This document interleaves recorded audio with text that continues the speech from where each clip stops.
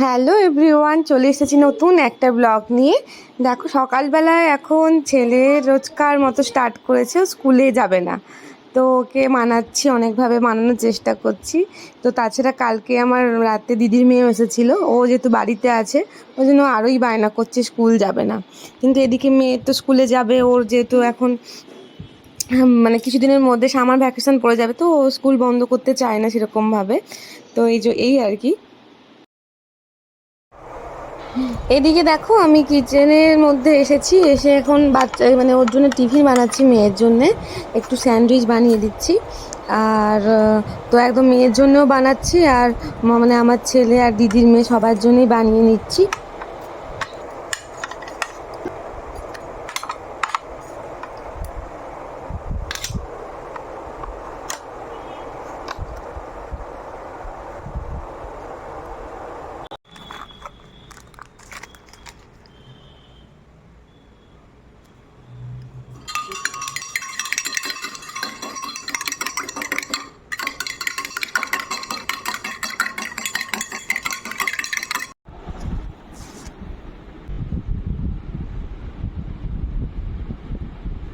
তুমি একটু জল খাবে?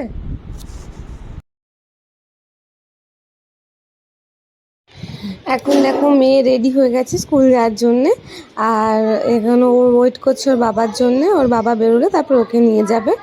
আর আজকে ভিডিওটা নিতে পারছি ছেলে, কারণ মানে ছেলেকে রেডি করতে হয়নি, অন্যদিন ছেলেকেও রেডি করতে হয়, তো খুব চাপ থাকে।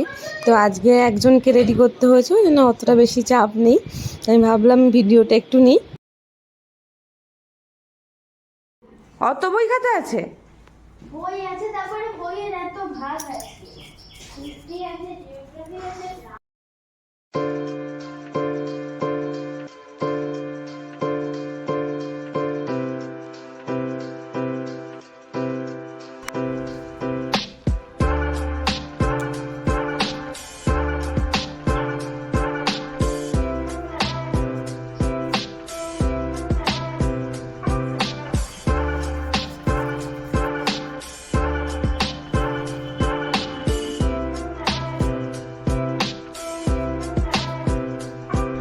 খাও খাও।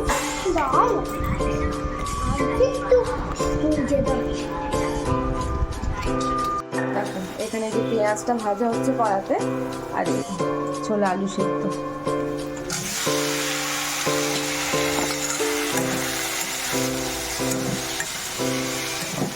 আর এখানে এই যে ডিম সিদ্ধ বসেছে। হ্যাঁ দিয়েটা আমি হ্যাঁ হলুদ কেন না, হলুদ তো আনাই না।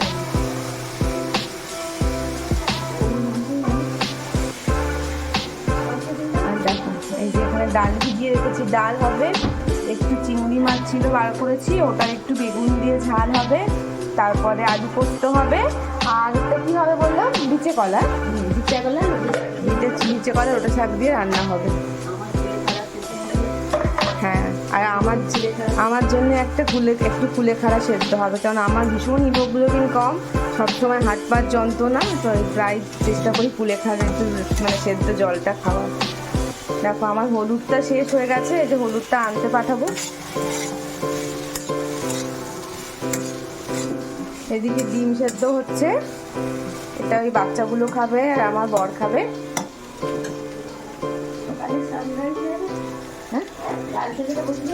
না ডালটা আমি বসাবো, পেঁয়াজটা কেটে রাখো, পেঁয়াজ লঙ্কা দিয়ে আমি কড়াতে করবো এটা।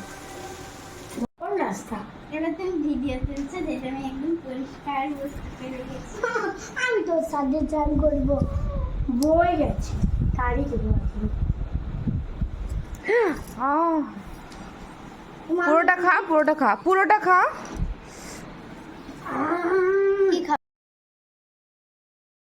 এখানে দেখো দুপুর রান্না মোটামুটি হয়ে গেছে, আলু পোস্ত, ওদিকে হয়ে গেছে ডাল আর ওই শাকের তরকারি, আর এদিকে চিংড়ি মাছটা বাকি ছিল, তো জলটা আমি দেখছি ঠিক আর একটু বসা বসা হলে তারপরে বন্ধ করে দেবো, তারপরে বাচ্চাগুলো। দেখো এখন সন্ধেবেলায় চলে এসেছি আবার রান্নাঘরে। তো দুপুর মানে রাতের রান্নাটা, রুটিটা পুতুল দিয়ে বানাবে, আর তরকাটা আমি বললাম আমি বানাবো। তো আমি তরকার ডালটা সেদ্ধ করে রেখেছিলাম, তারপরে এখন ভাবলাম তো এই সময় ছেলেকে টিউশনে দিয়ে এসেছি, এই সময় আমি তরকার ডালটা বানিয়ে নিই।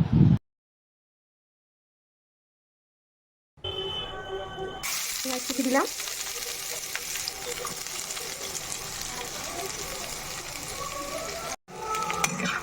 এই দেখ পেঁয়াজ, এখন রসুন কুচিটাও দিয়ে দিয়েছি, একটু লঙ্কা কুচি দিলাম, এরপর একটু আদা কুচি, টমেটো কুচি, আর একটু আদা পেস্টও দেবো, টমেটো কুচি একটু দিলাম,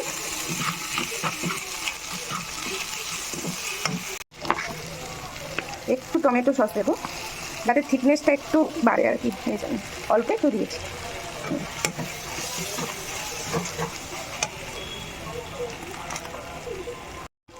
এখন একটু কসুরি মেথি দেব, আবার একটু পরে দেব, জাস্ট এখন একটু আবার একটু দিলাম আর কি। এবার নেড়ে চেড়ে ভালোভাবে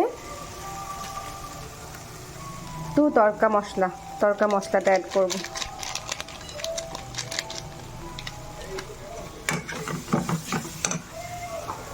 একটু লঙ্কা গুঁড়ো দিয়ে দিলাম,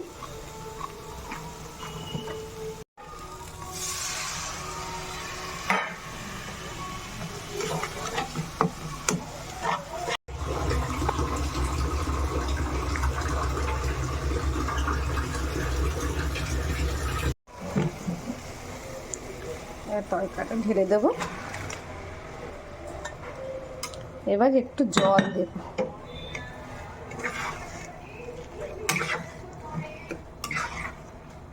এইটা ভালো করে এর সাথে মশলাটা দিয়ে নাড়িয়ে জল অ্যাড করব।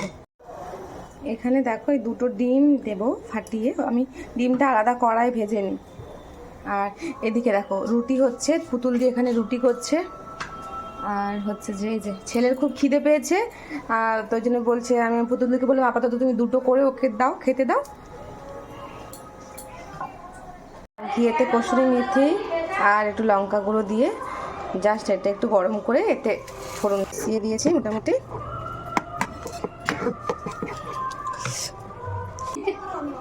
আরে হয়ে গেছে, দিচ্ছে গরমটা ঠান্ডা যাচ্ছে। এই তো এবার ফোন দেবো।